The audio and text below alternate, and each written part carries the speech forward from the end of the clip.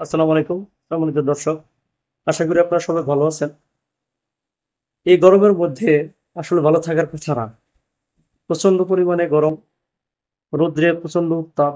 এই তাপদাহে আসলেও ভালো থাকা খুবই মুশকিল। তার মধ্যে যদি ঘন ঘন যদি বিদ্যুৎ বিভ্রাট ঘটে, লোডশেডিং যদি হয়, তাহলে তো আরো ভালো থাকা যায় না।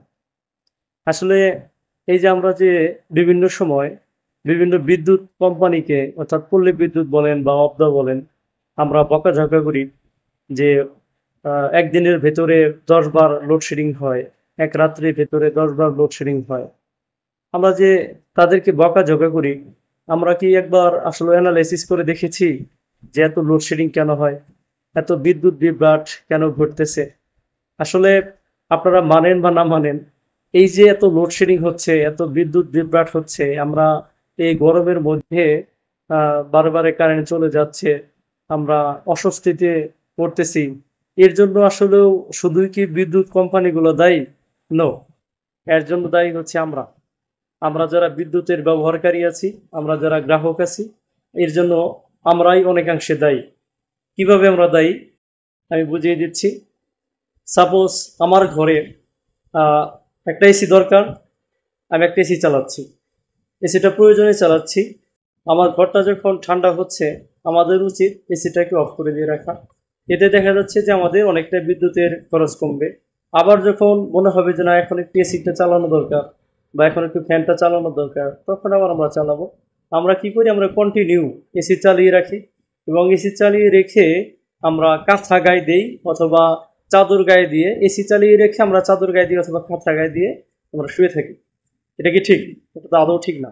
এতে কি হচ্ছে? বিদ্যুতের উপরে চাপ পড়তেছে। আবার আমরা অনেক সময় দেখা যাচ্ছে যে এসি এসি চালু করে রেখে রুমের ভিতরে কেউ থাকে না, আমরা এসিটাকে চালু করে দিয়ে বাইরে চলে গেছি। এতেও কিন্তু বিদ্যুতের অপচয় হচ্ছে।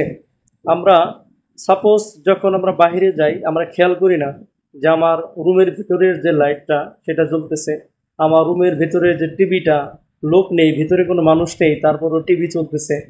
অর্থাৎ এই যে আমরা আমাদের অসতর্কতা, এই অসতর্কতার কারণে আমরা বিদ্যুতের উপর একটা চাপ ফেলতেছি, বিদ্যুৎটাকে আমরা বেশি পরিমাণে খরচ করতেছি।